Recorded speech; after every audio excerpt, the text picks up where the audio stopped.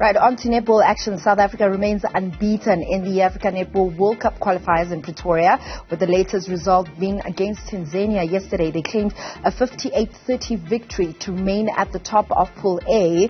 SA have automatically qualified for the global showpiece by virtue of being the host and being ranked 5th in the world. Now, the top two teams of this tournament being played, excluding South Africa, will qualify for the Netball World Cup. And joining me to talk a bit more about this and how ready the team is, I'm joined by Spar Proteas assistant coach Dumisane Chauke. Coach Chauke, thank you so much for your time and congratulations on the team's performance thus far. They've been doing very well, winning convincingly in all the games that they have played thus far. But from your point of view as the coach, is this a fair reflection of how the national team is doing based on the countries that you guys are competing against?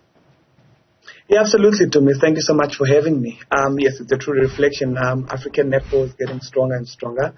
We do have some countries coming up giving us a good challenge. We had a challenging match against Botswana, but pulled it off due to the experience that our players do have on international stages. But as you can see, the likes of Namibia, Zimbabwe, Tanzania, Kenya, all coming through are quite strong, as well as Eswatini coming through quite strong. You can see how important qualifying for that World Cup here in Cape Town next year is important for the African teams. I mean, you've won all the games to this point, but how do you guys as coaches make sure that you ensure the players don't feel like the job is done, but yet you're still in the process of building the team? Well, one thing that we've made a decision on is that we will be focusing on our own goals, focusing on our own KPIs and KPAs so that we maintain our high standard or our high level of netball when we're playing, because we're using these as preparations for the Diamond Challenge we'll be playing later on in November, as well as Quad Series in Jan, and then leading up to the World Cup. So yes, maybe the standard or the quality that we're playing against might not be that of Australia, New Zealand, England, Jamaica, but we're using it as preparation, especially for the young ones that are coming through the system that we saw debuting and getting their first caps in the last 3 days. Talking about Australia and New Zealand, what are those lessons then that you've taken from the Commonwealth Games, bringing it into this tournament? Well, one thing for sure, netball is one of the most special codes in the world, where each team gets an equal number of center passes, and the team that scores off their center pass is the team that can win a game. I mean, if we each get 50 center passes, we can score 50 goals. But if you cause your opponent to make an error and you get a turnover, you must also convert off of that. So one of the lessons is we need to be disciplined and clinical with the ball in hand, and that's exactly what we are instilling in our girls, instilling in the youngsters coming through, and we're implementing that on the court.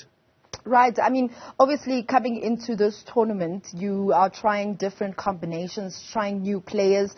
But when do you think you'll get to a point where you feel like you have that core of the team that you want to compete with at the World Cup? Because I'm sure you'd want to start keeping consistency in tournaments closer to the global showpiece.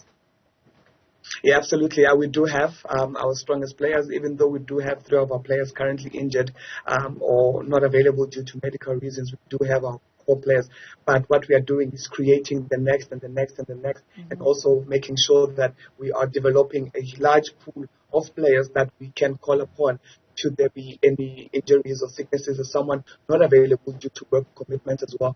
So it's just an opportunity. Yes, we have cemented our core group, but we need to work on the next and the next and the next, that we're able to give everyone an opportunity as well. I mean, talking about your core group, we have the likes of Lenise Potgieter, who's just joined Manchester Thunder.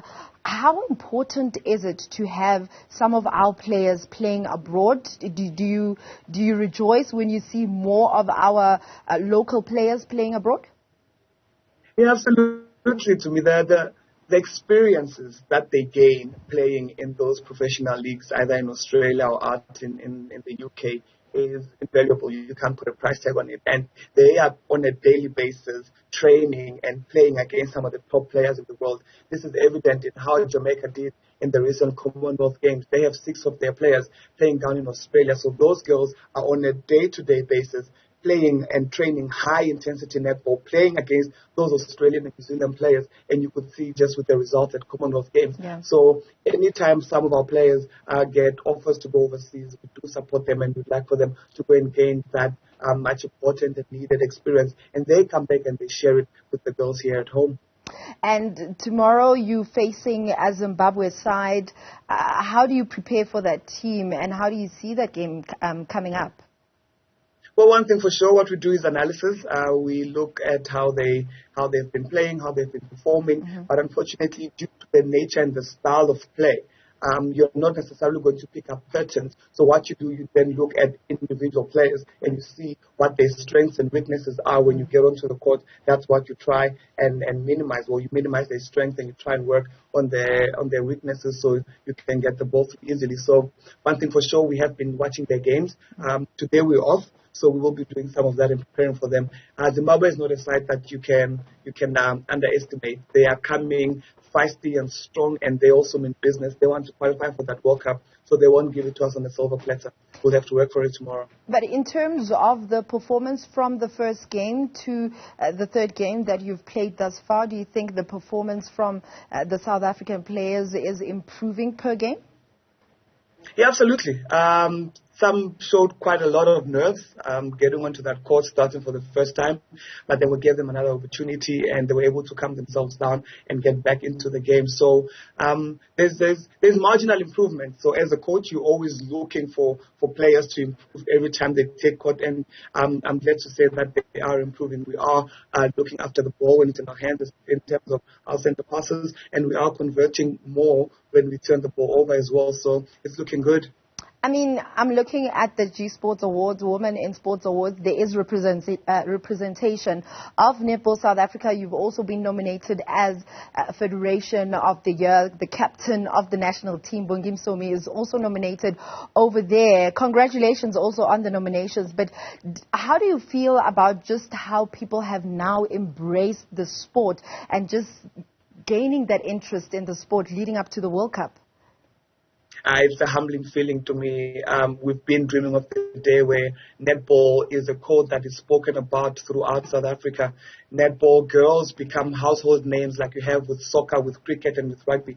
And I think Netball South Africa is doing a great job. We are taking strides in the right direction where our girls will also be seen on billboards, in magazines, on TV adverts one day on TV. So, yep, it's a humbling feeling, and it's an honor to be part of that journey, part of that process.